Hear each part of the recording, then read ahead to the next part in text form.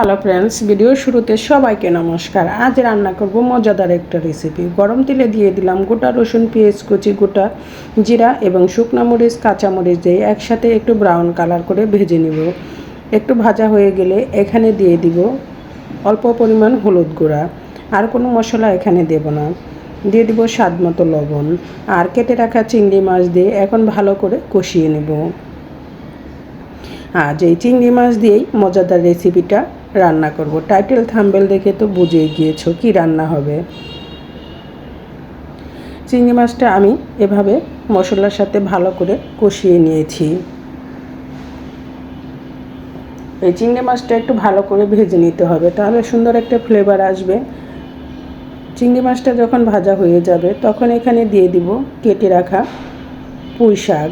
এটা যে কোনো শাক দিয়েই করা যাবে, তবে আমি পুঁই শাক দিয়েই করলাম। এখন পুঁই শাক এই চিংড়ি মাছের সাথে নেড়ে চেড়ে একটু ভালো করে ভেজে নেব। দিয়ে দিলাম এখন স্বাদ মতো লবণ। লবণ দেওয়ার পরে শাকটা কিন্তু একটু মজে যাবে।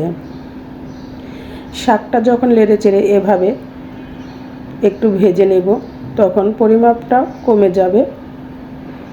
ঢাকনা দিয়ে ঢেকে নিয়েছি। শাক থেকে জল উঠেছে, দেখতেই পাচ্ছ বন্ধুরা শাকটা কত অল্প হয়ে গিয়েছে। তাই তো যারা নতুন রাঁধুনি, শাক দেওয়ার সময় তো অনেকই মনে হয়, কিন্তু মজে যখন যায় তখন অল্প মনে হয়। তাই তো একটু লবণের পরিমাণ ঠিক মতো দিতে হবে। শাকটা যখন এভাবে ভাজি ভাজি হয়ে যাবে তখন এখানে দিয়ে দিতে হবে চালের গুঁড়া। নিয়েছি আমি 2 টেবিল চামচ এবং জল দিয়ে আগে অফ ক্যামেরায় গুলিয়ে রেখে দিয়েছি। আমার শাকটা পুরোপুরি ভাজি হয়ে গিয়েছে। এই তো চালের গুঁড়া 2 টেবিল চামচ, এভাবে একটু জলের পরিমাণ বেশি দিয়ে গুলিয়ে নিতে হবে। আমি এখন জলটা দিয়ে দিচ্ছি। আমি আরেকটু পরিমাণ জল দিব, দিয়ে এখন নেড়ে চেড়ে শাকটা রান্না করে নেব। এবং যখন ঘন হয়ে আসবে, দেখতেই পাচ্ছ বন্ধুরা আমার শাকটা কিন্তু এখন ঘন এবং আঠালো একটা ভাব হয়ে আসছে, তখন নামানোর আগে 1 টেবিল চামচ জিরা গুঁড়া দিয়ে নেড়ে চেড়ে চুলা থেকে নামিয়ে নেব। এই ছিল আজকের মজাদার রেসিপি। কেমন লাগলো তোমাদের কাছে? খেতে কিরকম তো দারুণ মজাদার, গরম ভাতে খেতে অসাধারণ লাগে। ভালো লাগলে অবশ্যই লাইক, কমেন্ট, শেয়ার করে আমার পাশে থাকবে।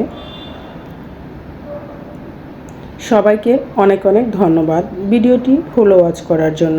আজকের মতো এখানেই বিদায় নিচ্ছি। সবাই ভালো থেকো, সুস্থ থেকো। আবার দেখা হবে নতুন ভিডিও, নতুন রেসিপিতে।